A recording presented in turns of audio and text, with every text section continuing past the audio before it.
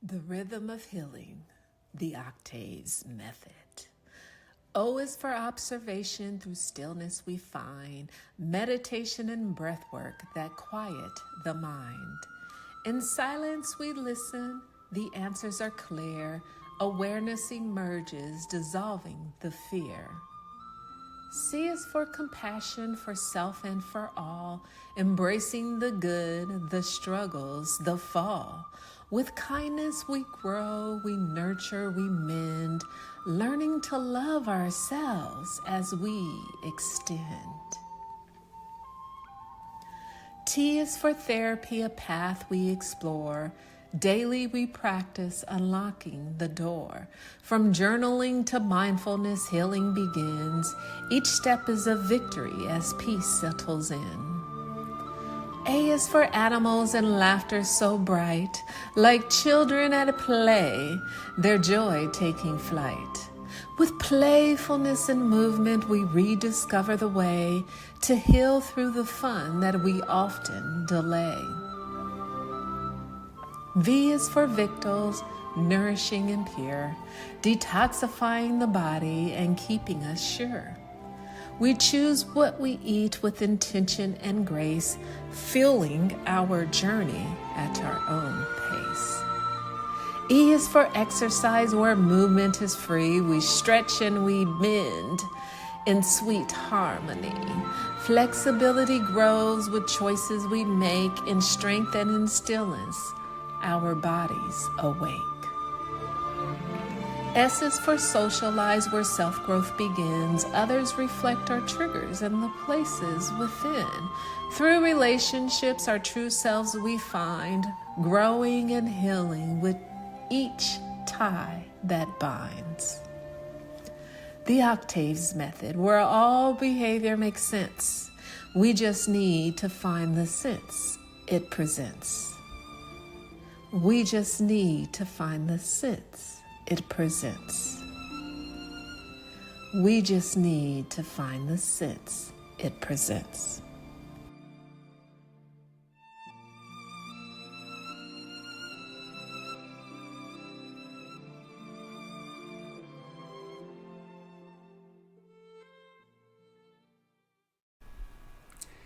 Hello, everyone, and welcome to Season 5 of the Trauma and Social Work Podcast.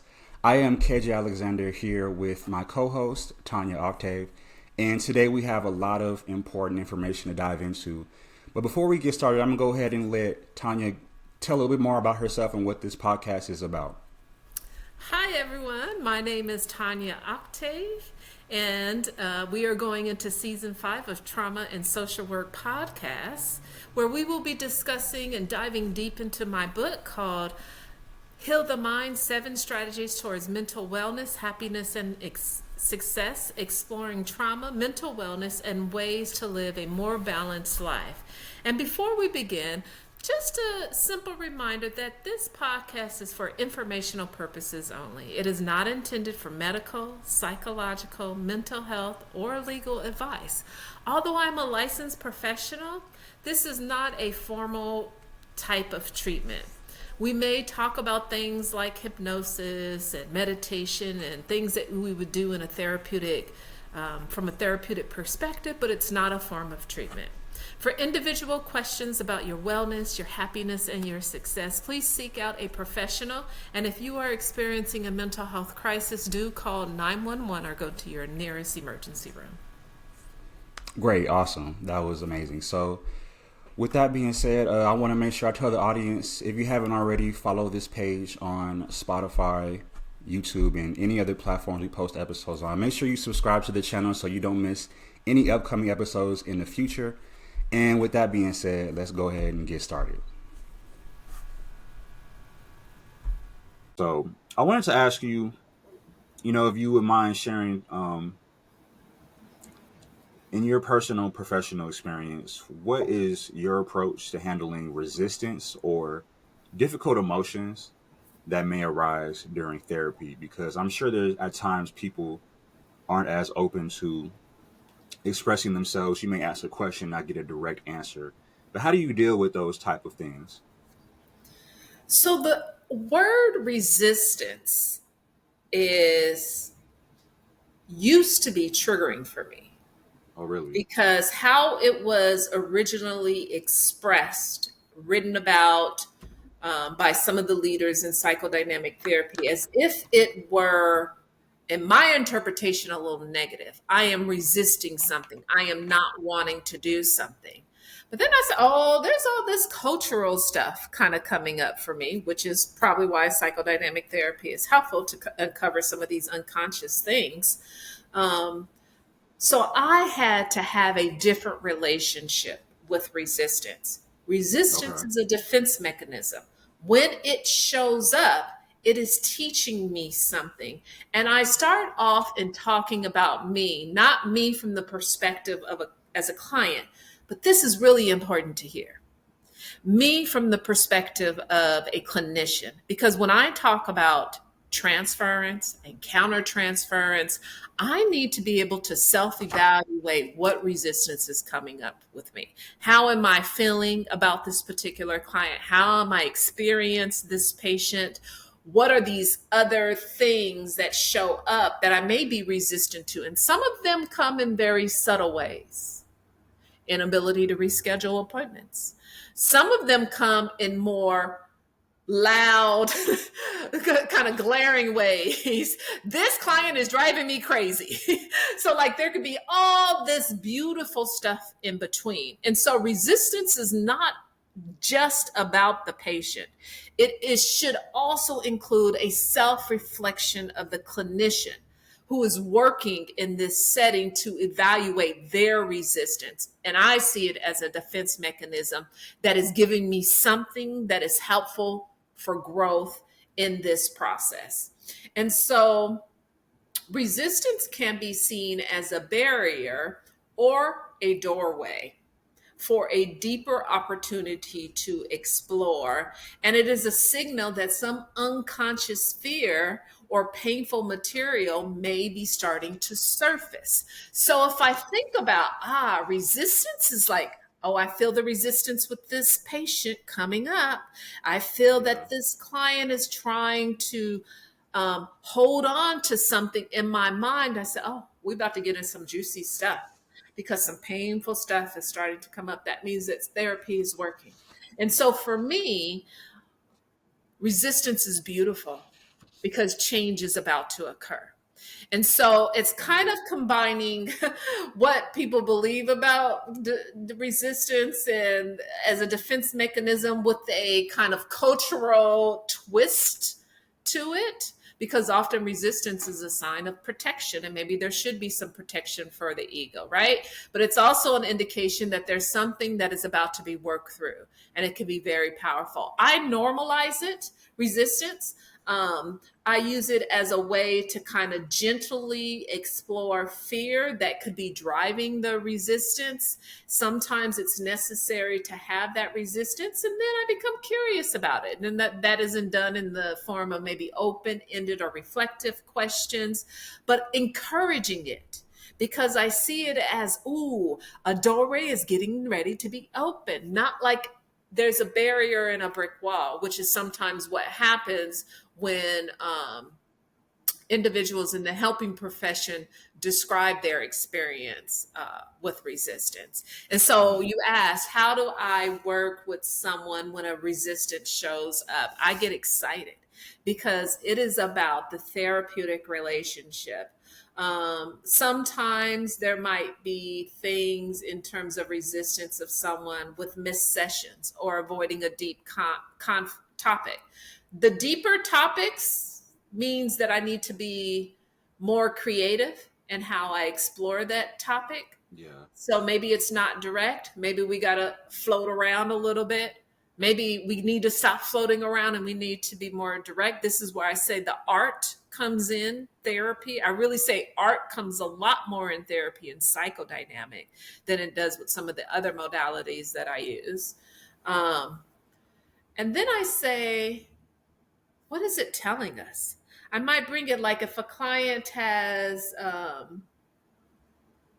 let's say a client has been very consistent with sessions, and then And then in April, they may start to cut back on sessions. They may say, "Well, I've been thinking, I really can't afford it. I've been thinking, I have another, I got a car, so now I have a new payment. I've been thinking I don't need to see you 4 times a week.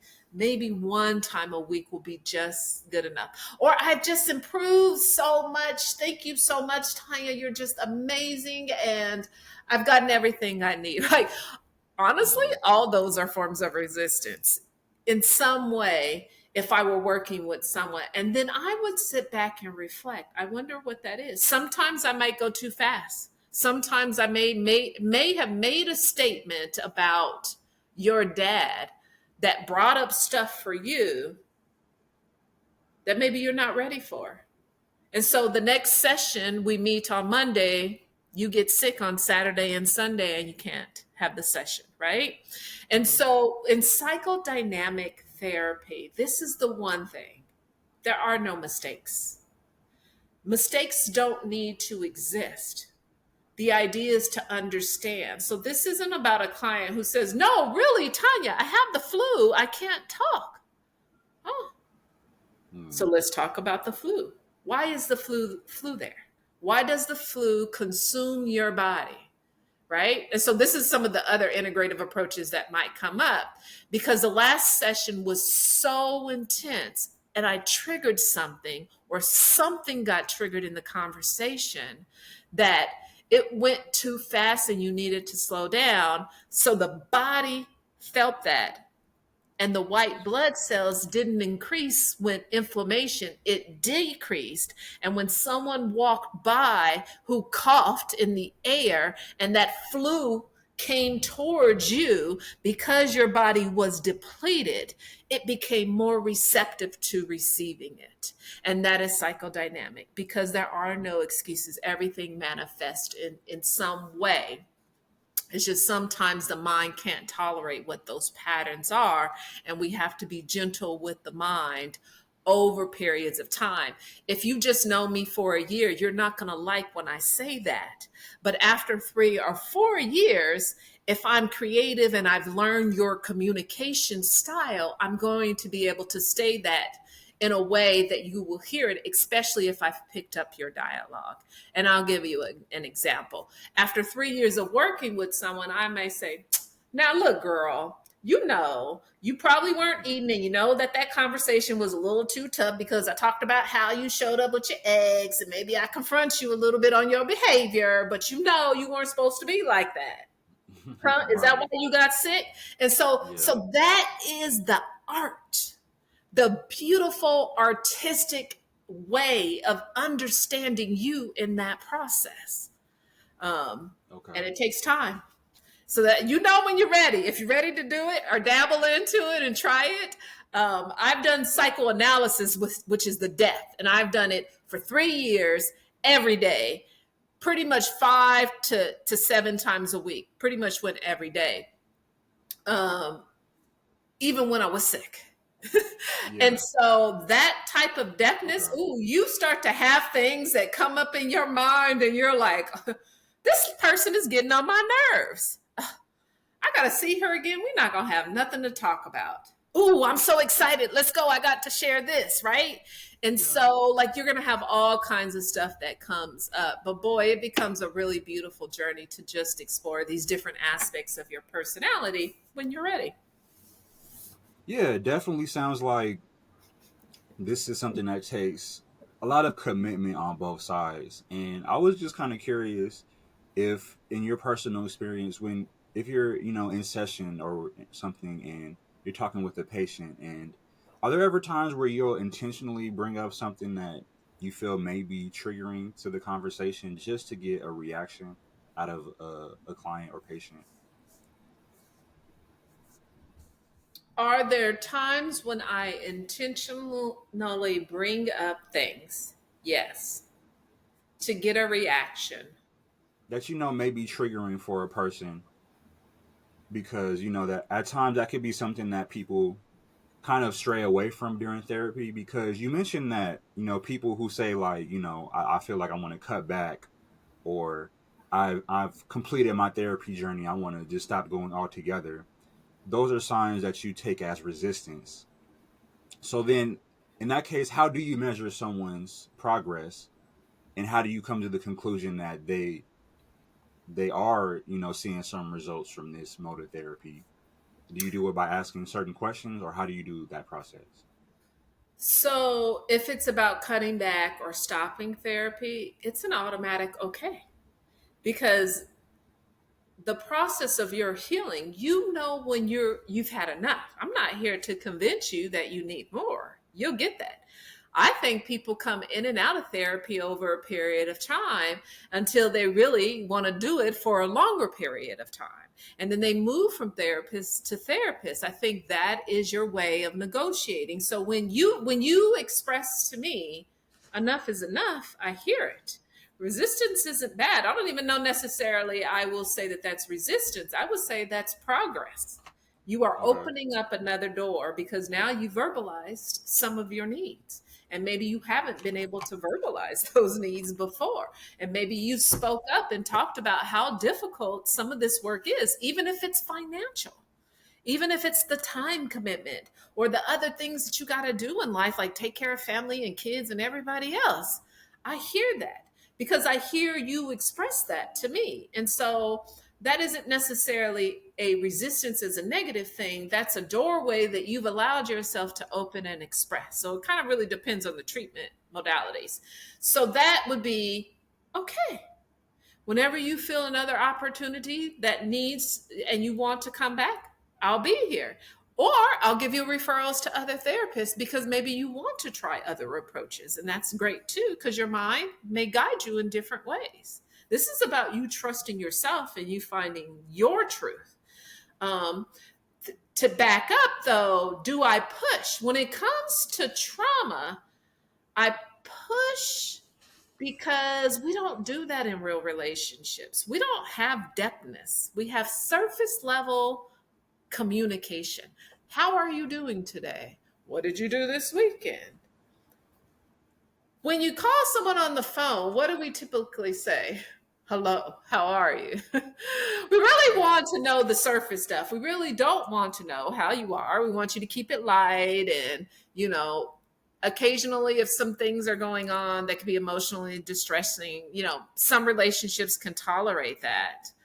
Um, but this might be, hello, hello, how are you doing? No, I'm fine. Are you sure you're fine? Yeah, I'm fine. I've been struggling a little bit with this toothache. Oh, you've been struggling a little bit with your toothache. And notice silence after that. Because what I'm listening for and what I'm looking for in the nonverbal communication, what are you trying to communicate? Is this something to address now, something to address later, or something I keep in the back of my mind? And fast forward maybe future sessions, 20 sessions in the future. And I said, I noticed, I was thinking about you the other day, and I noticed that a couple of sessions ago, you talked about having a toothache. And I'm wondering if there's something about the toothache that you're experiencing, how it might be, how your body might be talking to you. I'm going to probably use some different modalities to go into the connection of teeth, the connections of emotions in the mouth. So I might use some kind of Eastern processes in terms of my Okay. exploration with an individual. But silence is also another tool used because we often don't have silence in relationship. One person talks and has a conversation with the other person.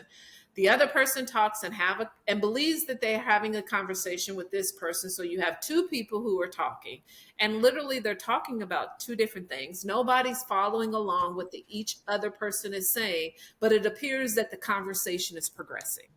So I'm listening differently. And I do. I listen differently as a clinician than I listened as a parent, as a in a relationship with someone, whether or not that's a partner or an intimate relationship or a friendship or someone I met at the grocery store. I'm listening differently in all of those. And as a clinician, I listen differently. And so it's beyond what is just verbally expressed, but I'm also listening, like in terms of what is the subconscious mind trying to articulate and express um, along those patterns. Yeah, absolutely. And I think that's a great way to frame it. So and so this is really something where the goal is not necessarily to stay in therapy, but it's there for you if you need it. And there's a certain group of people who may benefit from those prolonged therapy sessions over time. So I definitely can see You made a why. good point. Yeah. Psychodynamic therapy is your decision. This isn't about a court order or your wife mad at you and says you need to go into therapy, or like you feel frustrated, with your kids. This is about you Yeah. figuring out you and getting to know you. That is the practice of psychodynamic. Now, court orders or other mandates and things, they have other modalities out there that also may be a good fit. But that is the type of depthness and really the relationship where you become the most vulnerable. You share things. If you're working with a psychodynamic therapist, you share things with that therapist that you are shameful. I mean, literally shameful to share with anyone else. And the biggest, most healing part is when you verbalize it, you're actually verbalizing it to yourself. Let me give you some examples because we don't think that these things happen to us. Things that people may share in therapy are very uncomfortable dreams, dreams of murder, dreams of sex, dreams of aggression. They don't want to tell anybody about that because they're like, oh my God, this is awful. Yeah. But in analysis, it really is more manifesting of something beautiful. But because the conscious mind puts this interpretation on it, that's why you got to be in therapy to kind of really kind of sort through the beauty in it. And so you hold it in, or you use that defense mechanism and try to forget it. Oh, I don't want to remember that dream. It was so scary. I couldn't have murdered all those people, or I couldn't have had sex with all those people. Like, that's awful. That's not who I am. So let me forget it. Let me just get it out of the mind, the conscious mind. Yeah. But that residue, one, the unconscious mind gave that residue to you so that you had the opportunity to work through. The conscious mind got too scared and came up with the defense. And then it'll settle in the subconscious mind and still try to give you some reminders about that, manifested through your behavior, manifested through your reactions, things like that. Yeah, absolutely. Yeah, it's definitely breaks it down in a great way. So I feel I have like this, go ahead. I was just gonna say, you go on to talk in your book about, how you can use basically other practices, adjunctive practices to the treatment. Basically, you can use them in, side by side. So you mentioned things like trauma sensitive yoga and even nutrition as being an important factor that you can use in conjunction with psychodynamic therapy. And I wanted to ask, do you think that nutrition and, because let me rephrase it like this: some people don't want to exercise or have proper nutrition, but they do want to go to therapy. So do you think that's something that is necessary to have, proper nutrition, and if it's not yoga, some form of, physical exercise to go along with the therapy to truly get results, or is it something that people can kind of bypass? I've reflected on this and I reflected on why I chose this career. And during part of that reflection was being honest with myself.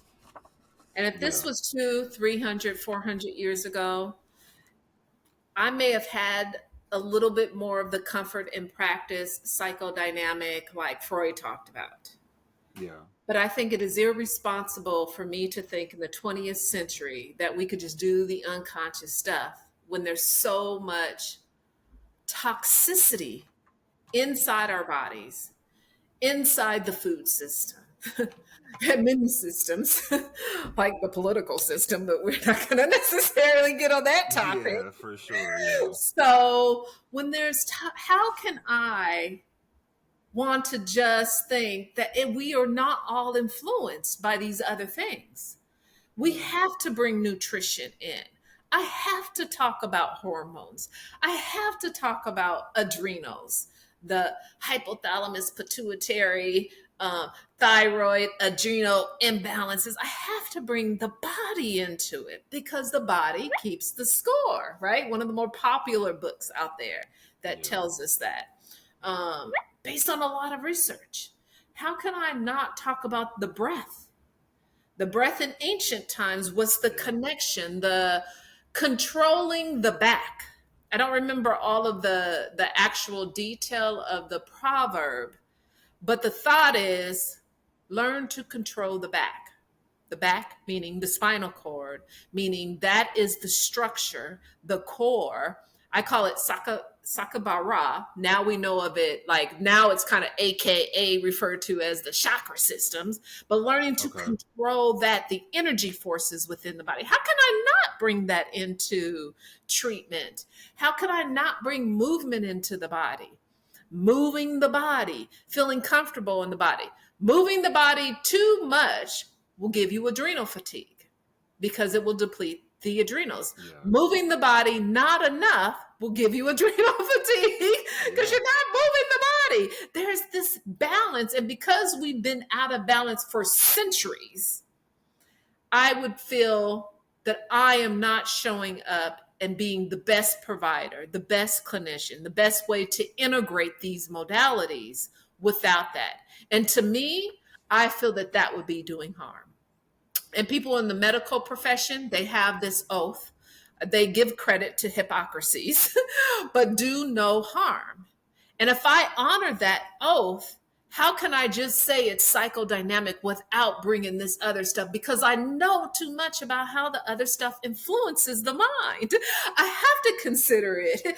To me, that would be neglect. Yeah. Yeah, absolutely. And I think that is one good way to kind of figure out if a therapist is right for you. If someone is telling you, on one hand, all this good mental health information, but they're not mentioning anything about nutrition or, what you're putting in your body, and they're allowing you to just, have all types of unhealthy dietary practices, that may be a red flag for sure. That person may be trying to scam you or something. But, so let me give you an example.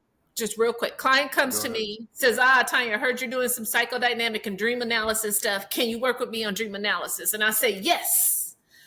How do you feel about fasting? They're going to be like, fasting?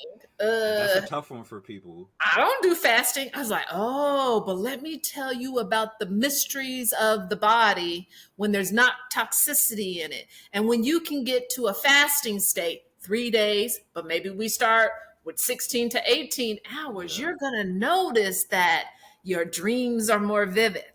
You're going to notice that these hunger pains aren't hunger pains, but they're healing sensations. And you're going to learn to love the healing sensations, because then when you go to sleep and you rest the conscious mind, the subconscious mind and the unconscious mind reveals things and vents out things that you no longer need. And then you come to therapy and then we do an interpretation. So how can I talk about dream analysis without talking about fasting, right? Yeah. I don't know. People will probably argue and say you could do it.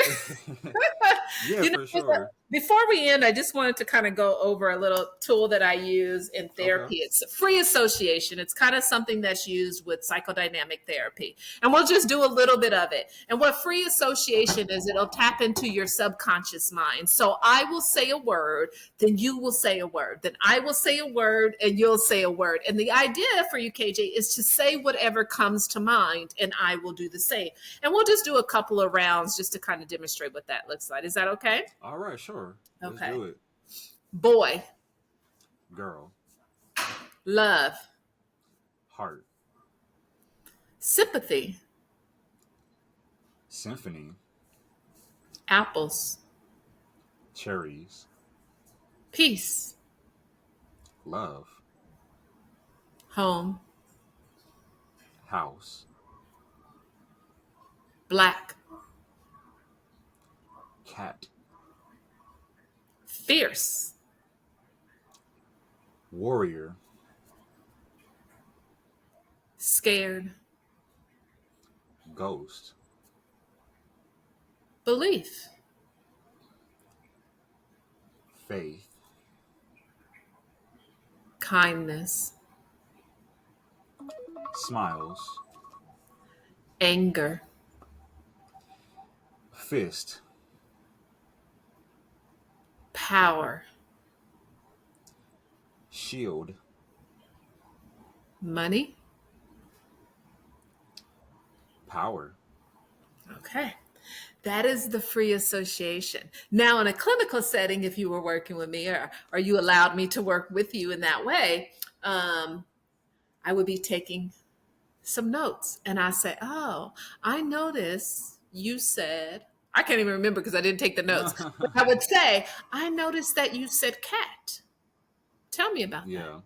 Well, I just said that because I happen to have a black cat. Her name is Luna. So when you said black, it just kind of popped into my mind. But yeah, so that's a very interesting Her name is exercise. Luna?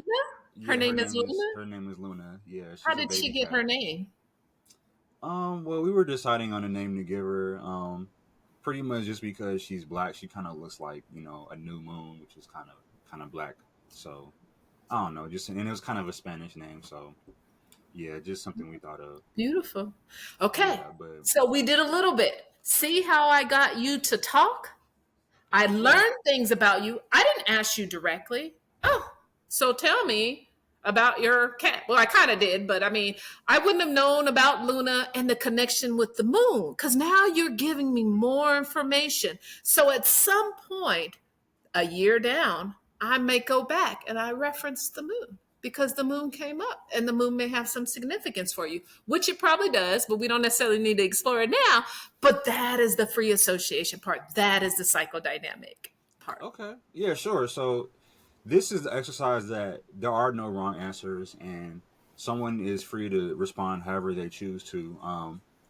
They may take a little longer with certain responses, but there's no wrong answer, and it really is a tool for you to just find out more information that a person has to offer, and kind of just use that as a pathway to Mhm. find the other information. And yeah, it's definitely a fun exercise, and yeah, it's a cool little back and forth thing to do between two people. So I can definitely see why you use that practice.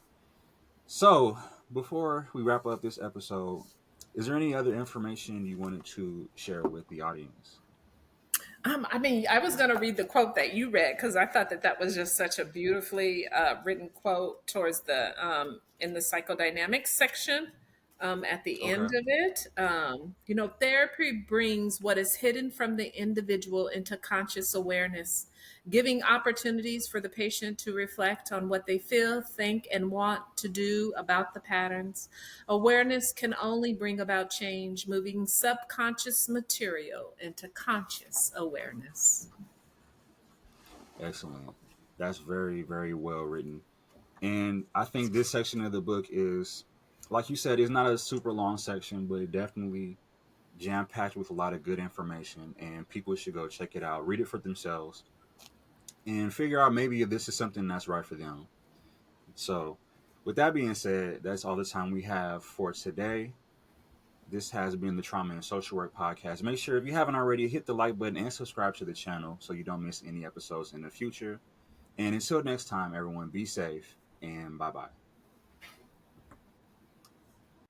Wraps up another episode. I hope today's discussion provided clarity and tools you can use in your daily life. If you're ready to take the next step in the healing journey, I'd love to connect. Head over to my website to schedule a free 15-minute consultation. It is a great opportunity to ask questions and see how we can work together. And while you're there, download my complimentary workbook designed to help you reflect, grow, and move towards mental wellness, happiness, and success. Thanks for listening, and I will see you next time.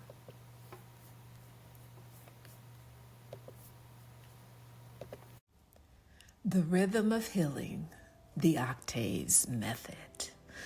O is for observation, through stillness we find meditation and breath work that quiet the mind.